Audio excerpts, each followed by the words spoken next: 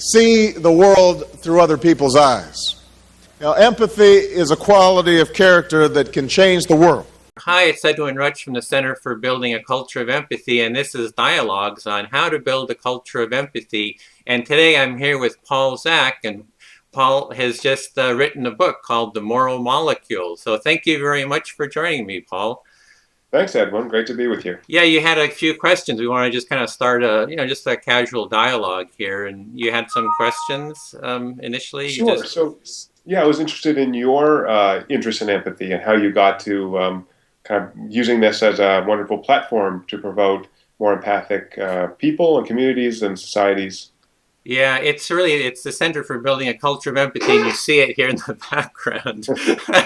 You see it reflected here. Right. And it's really about how do we build a whole culture of empathy in a worldwide culture.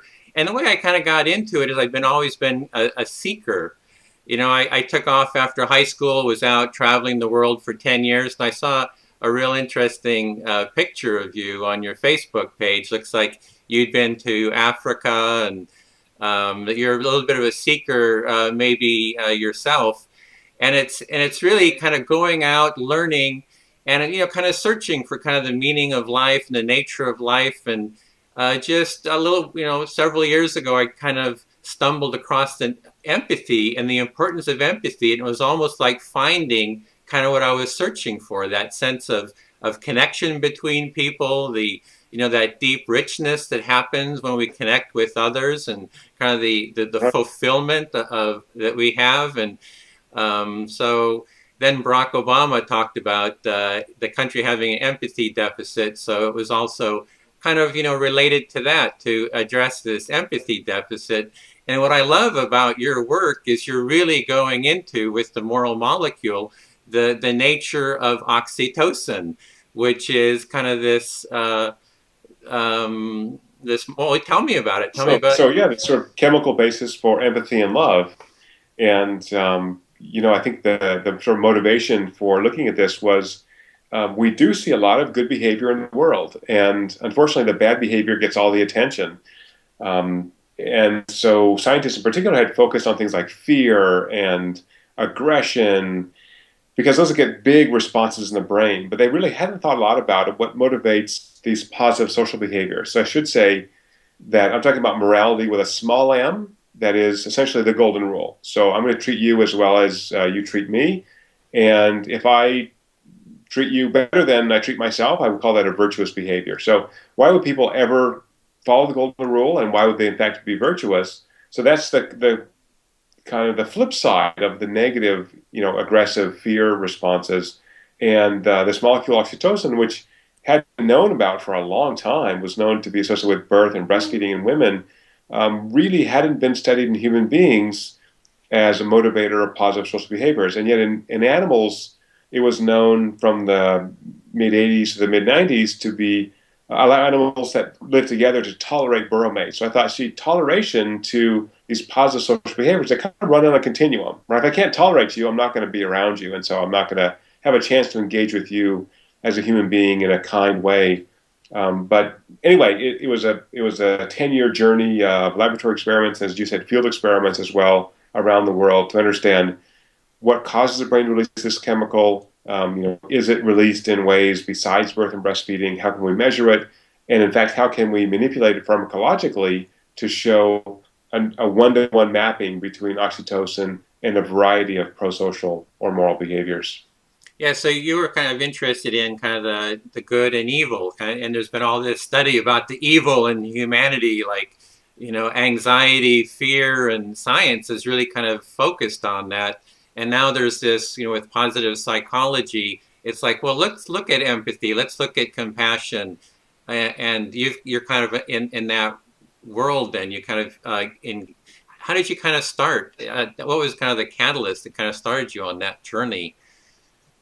That's a great question. So, like you, I would consider myself sort of a seeker in many realms. And so there's a dishonest answer and an honest answer. So let me dishonest answer first. I had done work in the late 1990s showing that measures of interpersonal trust strongly predicted which countries would be rich or poor. So high trust countries are by and large rich countries, and poor countries are by and large low trust countries. And so we built these models to understand where trust comes from, why Norway has very high levels of trust and Colombia has very low levels. And if you know the factors that affect that, then potentially you can push on those and raise trust levels. So this work has a lot of impact. The World Bank flies me out. How do we raise trust in these developing countries to help stimulate economic development? And I should say the reason that trust is related to development is because when trust is high, you just undergo more transactions, and those transactions can create wealth and help alleviate poverty. So the dishonest answer was I became a trust expert, but I couldn't answer the simplest question about trust, which is, for a given environment, why would you ever trust a stranger in a tangible way? And there just wasn't really a good answer to that in any of the ologies that I read, biology, psychology, whatever. There was just no good answer, and so I had to sort of create my own answer to that. And so the first moral behavior we looked at was trustworthiness. So if someone trusts you, why would you ever reciprocate? Why would you ever do that? And in fact, we showed in these laboratory experiments where we tempt people with virtue and vice using money, that when someone trusts you with money in an intentional way, the more money someone entrusts you with, the more your brain releases oxytocin, and the more oxytocin on board, the more you want to reciprocate that money. In fact, the more you do reciprocate that money. So we really do have a biology of the golden rule. And then we looked at other virtuous behaviors. So now the honest answer. As I started writing the book, I really had to come to terms with why I spent 10 years of my life trying to understand the biology of morality. And the true reason is because of a nun named Sister Mary Maristella, who stopped being a nun in the late 50s and a number of years later became my mother. And so I grew up with a morality with a capital M in my house, very present. If your room's not clean, you could be going to hell. Right? That's a lot of stress for a child. And so I kind of rejected that. I said, look, I see good behavior among people who are not religious, among Buddhists, among Protestants. So I was raised Catholic. And I said, why does the Catholic Church's view or the Bible tell us what's right and wrong? Why don't we have this internal sense of what's right and wrong? So I think that really fueled my interest in this. And because of that, I went on this long journey, and luckily it was kind of successful. I should say that one of my colleagues, when I first had this idea that oxytocin may affect moral behaviors in humans, told me it was the world's stupidest idea. He said, look, everybody knows this is just a female reproductive hormone, right? Why would you, in other words, if it's just for women, it can't be very important, right? Why would you think this would have any effect on life? I said, well, there's animal literature and men's brains release it too. They said, yeah, that's like nipples, like men have nipples, it's just vestigial. You don't really need them. I said, yeah, I don't know. I said, I could be wrong, but at least I can design an experiment to test if I'm wrong. And if I'm right, this might be actually pretty important. So anyway, it's been a nice long 10-year journey. So it sounds like it really kind of started from this kind of rules base. You have to do things, morality is this set of rules. And that's kind of like a repressive, constricting kind of way of being. And then there's other people who are doing, kind things and generosity, and they're kind of doing it because, there's something else going on. It sounded like you wanted to kind of just find out what that was, and it led you to oxytocin. In fact, we do have this saying, someone doing something from the goodness of their heart. But in fact, not only does the brain have oxytocin receptors, the heart does, and the nerve that innervates your gut, the vagus nerve, does. And so we're getting all these body feedback loops that says, hey, that's Edwin, he's safe, he seems like a great guy to interact with, and then I release oxytocin, and I'm motivated then to interact with you. And I think one of the triumphs of the human species is that we've been able to extract value from social relationships, not just with family and with a kin-based group, but literally with everybody. So I think this research shows that we have the ability to connect the entire human planet. We're really one human family. And if we recognize that that's part of our deep evolutionary human nature, I think it opens up new worlds. And so I'll give you one example of that, if I may. So I have pictures of the website of this experiment we did to show the oxytocin release was universal. So I went to the highlands of Papua New Guinea, and this is an area of the rainforest. It's a very arduous journey to get there, and I spent a number of days in this village of subsistence farmers, and I should say, Edwin, everything that could go wrong with the experiment basically did. There's no electricity, there's no running water, so we had to bring generators, we had to bring liquid nitrogen to store the blood samples I was taking. And, other than someone getting seriously hurt or killed, I mean, just the whole thing was a mess. So basically I was trapped there with no services in this little village of 1,000 people. I don't speak their language. There's a couple people who could speak English well enough to translate for me. And these people work about an hour a day because they're too far from any market to grow cash crops. So they just basically grow what they need. The soil is extremely rich, and then they just hang out and socialize. And they can be very brutal, actually. In battles with other villages, they will kill women and children. But most of the time, they're just hanging out, socializing. So anyway, I got there, and they're very touchy. And so I just sit down on this hillside. I got nothing to do. None of my equipment is working. I can't run my experiment. I'm there for a bunch of days, and we're filming this. And then some people come and kind of sit near me. A couple more sit near me. Then some kids come up. Now, I don't speak the language, and by then I didn't have a translator then. I was there about half an hour. I had 60 people. Not only crowded around me, but they all wanted to touch me, and they wanted to hold my hand. Now, there's no running water. We brought all our own food, right? So I'm thinking, oh my gosh, I have to eat with these hands later. And these people are covered with dirt. They live in a rainforest. They're not clean. So anyway. So then, at first I was a little bit kind of put off by this attention. And then once I kind of relaxed, I said, look how wonderful these people are. They are letting me into their village, letting me into their homes, into their sacred places. And I stopped kind of being inside myself and just let myself be with them.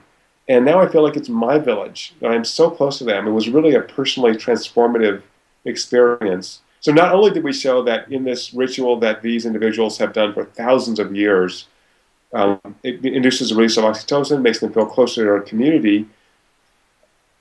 I myself felt so close to them, just being with them, just seeing the absolute genuineness of their behaviors, the way they acted, and it couldn't be a more pleasant experience. And so I thought, how if I can connect to the people who are different from me as possible, how stupid are we if we can't connect to the people next door to us who we see every day? Yeah, I actually brought that up. I'm able to kind of show. So I'm showing that picture, and you look really happy. I mean, you look, and everybody's smiling, and you can kind of just see how you're kind of flopped in there with everyone.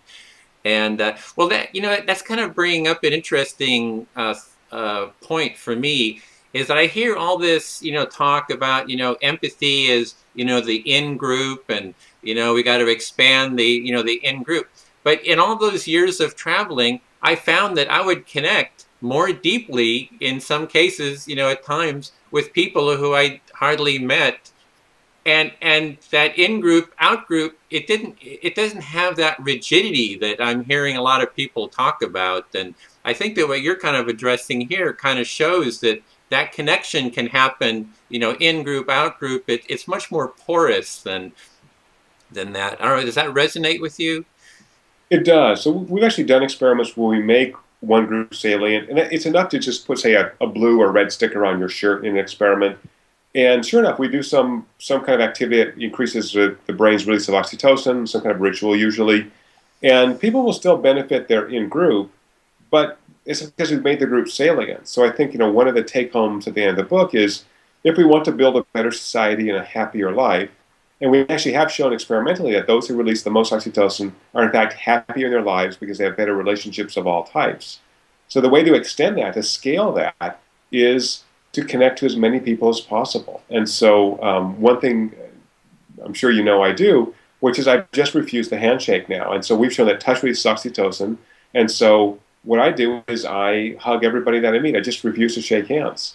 And it's a great way to connect to other people and get a sense of, I'm really here, I'm fully present, and I want to give you as much attention, connection as you want, so that this interaction is as valuable as possible. Well, yeah, that's kind of addressing what I wanted to address in this dialogue, because you've done a lot of interviews and have a lot of material out there about all your studies. So what I really wanted to kind of explore was, how do we build a culture of empathy?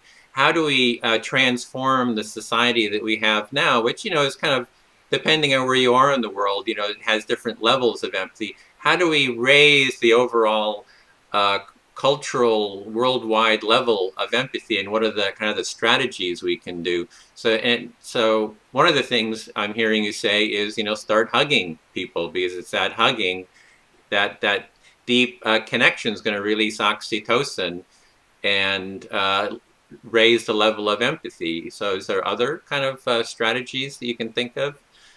There are, and I just want to go through just in 30 seconds the neuroscience of that. So, oxytocin is sometimes called the love molecule because it motivates parents to care for offspring. But like love, you can't, make someone love you. You can only give that to somebody else. And so I think understanding how the system works is very valuable, because it means if I want to build a more connected, a more empathic world around myself, I need to reach out. I can't wait for people to reach out to me. I have to reach out to them. And we found that 95% of people, of the thousands we've tested, will release oxytocin when they receive a positive social signal, and they'll reciprocate, and then they'll release oxytocin in your own brain. So there's this kind of feedback loop.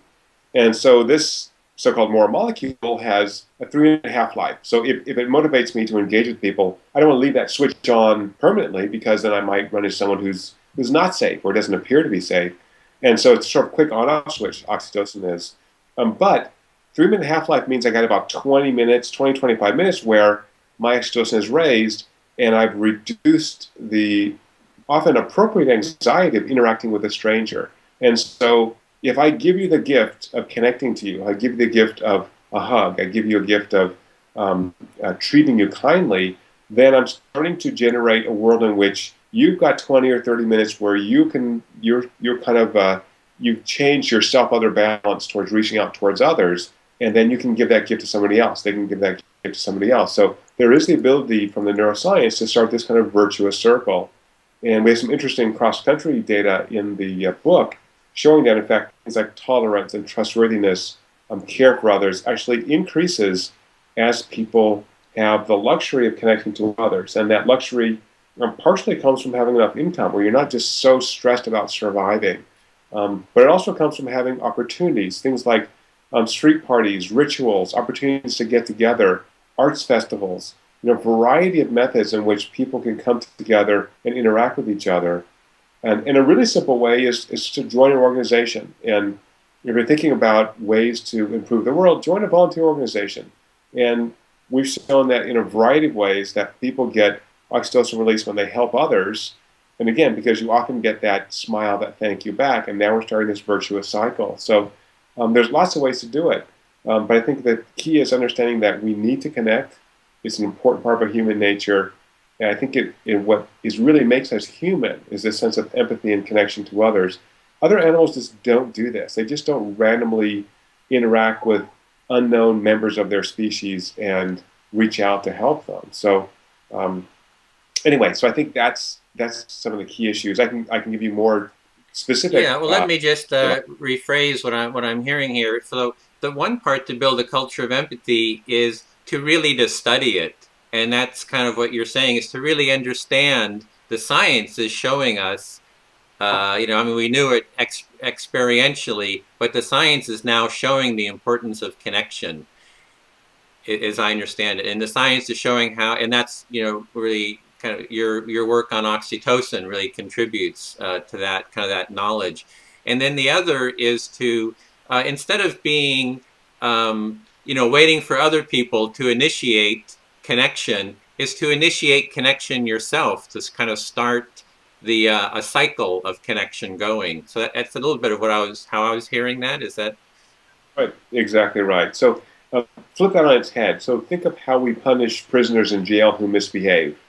Right? You put them in solitary confinement because that's psychologically and physiologically stressful for social creatures like us. So I think once we embrace our social nature, then it changes the way we think about the world. So here's a concrete example. I have little kids. So when I was talking to you, one of them came in and brought me a drink, wonderful little child as she is. And so I was distracted for a second there while she walked in. And like most other parents, we punish our children when they misbehave by using the timeout. So a couple years ago, I thought, hey, the timeout is like solitary confinement, right? That says you're misbehaving, so I'm going to give you more stress to punish you. So I create the time in. So the time in says, you're having a bad day. You need to sit in my lap for as many minutes as you are old. and just be held. You don't have to talk, you don't have to say anything, you're just going to be held. The beauty of this is that it releases oxytocin. Oxytocin reduces anxiety. That's what motivates us to interact with others. It says, hey, that's Edwin. I'm not so scared because he looks safe. I reduce that anxiety, and then I'm motivated to interact with him. So my 9-year-old loves it. My daughter, who's 13, is scared to death that I'll do this when her friends are over.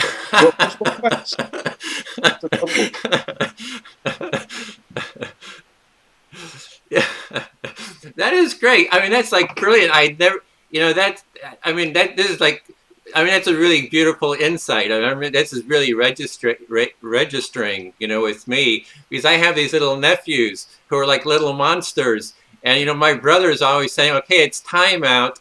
You know, he starts crying, he's in tears. And then if it was instead, it's like, okay, it's a, you know, it's a time in, I'm going to hug you. I mean, that is really, that's brilliant. I mean, I can't, you know, that's really great idea. I'm going to try that out.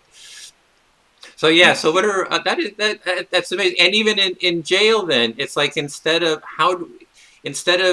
putting you know, the prisoners who are putting into solitary confinement, it's like finding ways of actually creating connection, that they're needing connection instead of reinforcing the alienation and, you know, those neural pathways of pain and that comes from alienation and loneliness. So. Yeah. With an exception there for the prisoner. So we in the book do talk a lot about the work I've done with psychiatric patients and with prisoners. And we found about 5% of the population don't release oxytocin when they get a positive social signal. And of that 5%, 1 to 2% are psychopaths. So psychopaths make up about 40% of the U.S. prison population. So these individuals, you know, the hallmark of psychopathology is lack of empathy. They're very manipulative. They'll take advantage of people. So we tell this terrible story in the book of a prisoner in jail who was in for a serious offense. I've forgotten now what it was, and kind of this prison guard kind of befriends him.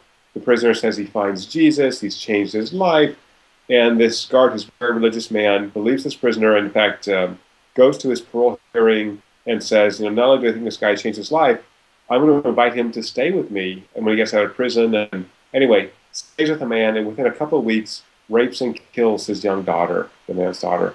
And, you know, the prisoner is, of course, angry and heartbroken, and he says to this man as they arrest him, how could you do this? You know, we trusted you. We opened our house to you. And he said, you don't get it. I'm a psychopath. That's what we do. Right? So no remorse at all. So, okay, so for the general population of prisoners, yes, work on community building, work on activities where they can feel good about themselves. They can have support from the people around them. They can focus on the things that really bring them long-term happiness, as opposed to sort of short-term, you know, use a drug and, you know, I get high and I'm happy. So we focus on what psychology calls satisfaction with life, the sense of contentment. Am I really doing well in my life? Do I feel really fulfilled? And it's that requires having powerful social relationships, romantic relationships, friendships, family relationships, and even interactions with strangers, if you've said, can be very fulfilling. And so I think looking for those opportunities to build those relationships are important. So again, one more quick story. I'm an introvert. I'm not a shy person, but I really need time by myself, and I sometimes get drained by interacting with people. And I've been training myself to be better at connecting to others. And there is evidence in animals that you can reduce the threshold for oxytocin release. Through training, you can make it easier to release oxytocin. So I've been working on sustaining social relationships better. So I turned 50 just a couple months ago, and I had 4 surprise birthday parties. I've never had 4 parties in my entire life, even when I was 8, right? So I think it's because I've been really good at building these stronger connections, not out of any sort of any selfish need, just because I've realized how important it is to have people in your life, and how important it is not just to call them up and, hey, I got some good news, I want to tell you about it, but how are you? Really, really being fully present and making sure that I'm reciprocating with the friends who are around me, and I'm doing everything I can to do things. So last example is oxytocin, as I said, is associated with empathy and love. So I've given myself permission to use the L word. Just tell my friends that I love them. And, you know, it's a weird thing. Right before I came here, I had coffee with a friend of mine. And, you know, I don't shake hands. he came up, put his hand out. I said, I don't hug. I said, give me some love. Give him a big bear hug. And he was smiling, and he's just happier because I've just become unafraid to say, look, it's the science of love. We need to love other people. This is not, romantic love. This is philia, this sense of really caring about your outcome, your welfare. And so I think it's okay. So it would be great if viewers of this would also feel empowered to use the L word and just say, look, I love you. You know that. And that means I care about you, and I want to invest resources to make sure that you're, as happy as possible. Yeah. So to kind of start the ball rolling for that, we need to have the intention, right? It's like the intention to take those actions. And what do you see as the intention? Is it just that, hey, this feels so good? Or what is the motivation to start reaching out like that? I mean, you could do it in a selfish perspective. So we've shown that oxytocin release, as I mentioned, reduces anxiety, but also improves the immune system. So we do know from epidemiological research that people with rich social networks live longer and live healthier. And so oxytocin may be one reason why that occurs. So even if you want to live a happier, healthier life, you need the humans. And that's just a fact, the way we've been designed, the way our brains are designed. So if that's the case, start building up this group of humans that you can depend on and who also depend on you, and then really reach out to them. So, don't, again, as we said earlier, don't wait for someone to reach out to you, but come to them and say, hey, I haven't seen you, Edwin, in a couple of months. Let's go have a coffee. Let's go see a movie together and, be the initiator. And again, as an introvert, I tend not to do that because, I don't know, I like my time by myself. But again, I've gotten better at this, and it could be because, again, I've sort of lowered this threshold for releasing oxytocin. One thing in these dialogues I like to ask people is what their metaphor of empathy is. That empathy is defined as putting yourself in someone else's shoes, looking through someone else's eyes. And for me, empathy is like a cornucopia in that it opens up a door of richness, richness of experience. So just kind of not using any of those metaphors, what is empathy like to you, kind of metaphorically? What a great question. Wow, that's a good one. It's funny because I usually live in the science world. So I think of empathy as this, the release of oxytocin that allows me to mirror your emotions, which allows me to understand better what you're going to do. So I think the metaphor is too hard for me. I think I'm going to stick to the science. So it's this chemical that has been around in mammals since there have been mammals. It actually predates mammals. So it is a deep part of our human nature to be empathic, to be connected. And in humans, this system works in overdrive compared to every other mammal because we not only connect to other people, we connect to strangers, we connect to our pets, we connect to our cars, right? I mean, we really are a connecting species. And the only way I can connect and create value with that connection, I think, is through empathy. Okay, so is there any kind of final kind of insights or ideas for building this culture of empathy? You said it was like engage, take the initiative, start to reach out and connect. And I think it's also embracing ritual. So, I kind of rejected this sort of top-down, Catholic theology. Just didn't really work for me. But I'm actually pro-religion in a surprising way. I think that rituals that bring us together for a common purpose. So many religious opportunities, many religious denominations allow you to connect to others. So volunteer, for example, help others, to be in community. And a couple of weeks ago, I spoke at the Harvard Humanist Chaplaincy, which is basically an atheist agnostic group at Harvard, and talked about oxytocin and said the same thing. I said, you guys are coming together on a Sunday having a ritual, and that's really important. And I know all of you want to live happier, healthier, more connected lives, and you're good people, I know that. And so the ritual is an important part of that. So that ritual could be, hey, every Friday my spouse and I go see a movie and have dinner. That's great. That's a great way to connect. Or once a month, my buddies and I from work go do something. So, for example, I run a 35-person lab.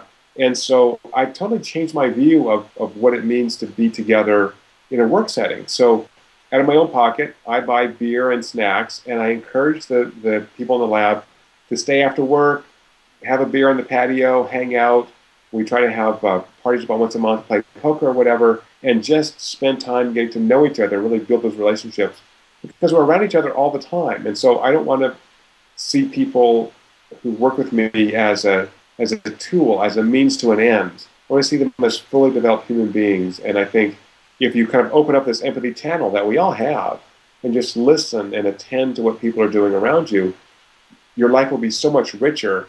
And again, most people are going to reciprocate. So people I supervise, lots of graduate students and postdocs, I'll ask them, I'll say, hey, Edwin, you look like you're a little down today. Are you okay?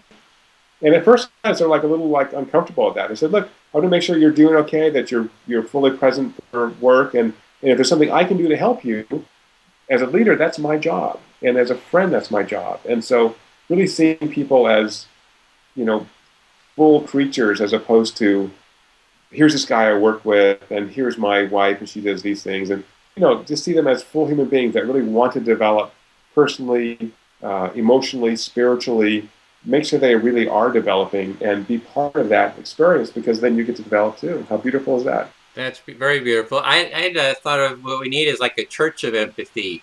So on Sundays you go and you're going through those rituals and all those exercises, maybe dance, hugging, all the things that, so you kind of go and get your weekly, deep dive in empathy and oxytocin.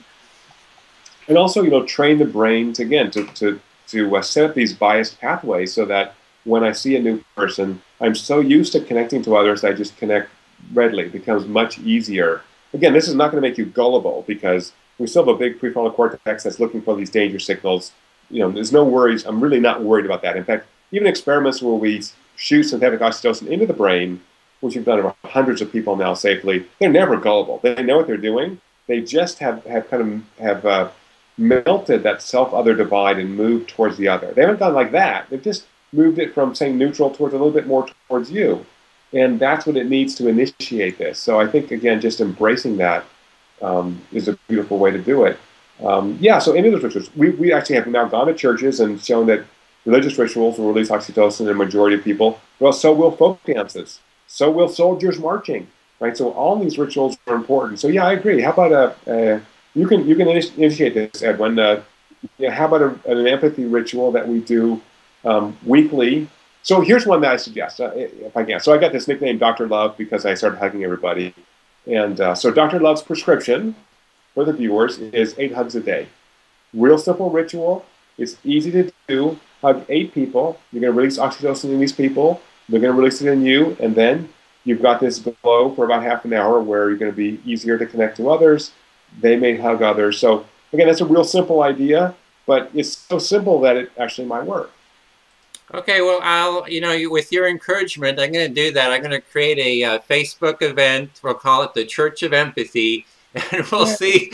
And you can be the first, second member. I will do that. Okay, then, you can be one of the priests. Well, I don't want to do that. I think it's a very Protestant kind of approach. Okay. We'll just have no leaders. Maybe you'll be our priest, but if you try the 8 hugs a day, let me know if it works. I've had so many people tell me that it's had a positive effect on their life. And again, as an introvert, sometimes in the beginning it was very hard for me. But here's one way to do it, which is easier, which is when I meet someone new, shake their hands originally, and I say, look, I'm all about empathy. And so before you go, I want to give everybody a hug. And so if you're comfortable with that, I'll give you a hug before you go. So I found that even pre-announcing the hug, people will open right up. Wow. Right? So now, if you're really out there like me, you just refuse the handshake and go right to the hug right away. So again, but no creepy hugs. I always warn, that's a negative one. So I always say, look, I don't shake hands, I hug everybody. So it's surprising how powerful that is. It's a stupid thing, but it has real scientific basis. And my experience in the last 4 years of doing this is that it really works. So it's a small start towards building a more empathic society, but we've got to start small, right? Yeah. And I've seen your website. You have a space there where people can offer suggestions, for hugs. And I think people have started adding all kinds of suggestions of how you can raise the level of oxytocin. So right. So any ideas? Try it. And if you feel like it connects you to somebody else, share it with the whole world. Yeah. And that's at moralmolecule.com. moremolecule.com, and all kinds of crazy pictures from the experiments we've run around the world. And of course, the book was fun and exciting to read because it's got great stories of really how stupid this idea was, that we could be empathic creatures, that we could connect to anybody. Everyone thought this was crazy, and I guess I'm a little stubborn. I just kept on doing study after study after study, and it all sort of came together. So anyway, I hope people will enjoy it. Yeah, and I think this is going to change the world. You know, if we can raise the level of empathy within the world, it's one of the, I feel it's one of the things that's the most we can do to really transform society and solve so many of the world's problems. I agree. In fact, I'll tell you just a very funny short story. So a journalist picked up on this Dr. Love nickname that my lab gave me and sort of outed me a couple years ago in Fast Company magazine. And at first I was a little bit upset because I thought, I'm a serious scientist. I run a big lab, and I don't want funny nicknames. And I thought, again, how stupid am I? I'm trying to get less stupid over time. So it's a very modest goal I have. I thought, if I have this funny nickname and I put this into practice and encourage people to be more loving, what better thing can I do with my life than that? So yeah, I'm with you. I think as we encourage empathy and love by our own actions and by finding opportunities to scale this to more than just the 3 people I know, then we are building a better world. And don't we all want to live in a better world? Sure. Yep. So take some action, people. Do it today. Take some action and make it a central part of your life. That's what I'm doing. The rest of my life is dedicated to empathy, and I imagine you're going to be working on this for a long time as well. Lots of work to do, absolutely. So, well, what a great pleasure to be on with you, Edwin. Yeah, thank you so much, Paul. It's been a real delight, and I hope we can kind of keep the conversation going in the future as well. So I know you have to get going, and thank you, for spending this 40 minutes with us. It was great. So I'll look at the Facebook page, and we'll keep the conversation going. Okay, take care, Paul. Bye. Awesome. Thank you so much. See the world through other people's eyes. Empathy is a quality of character that can change the world.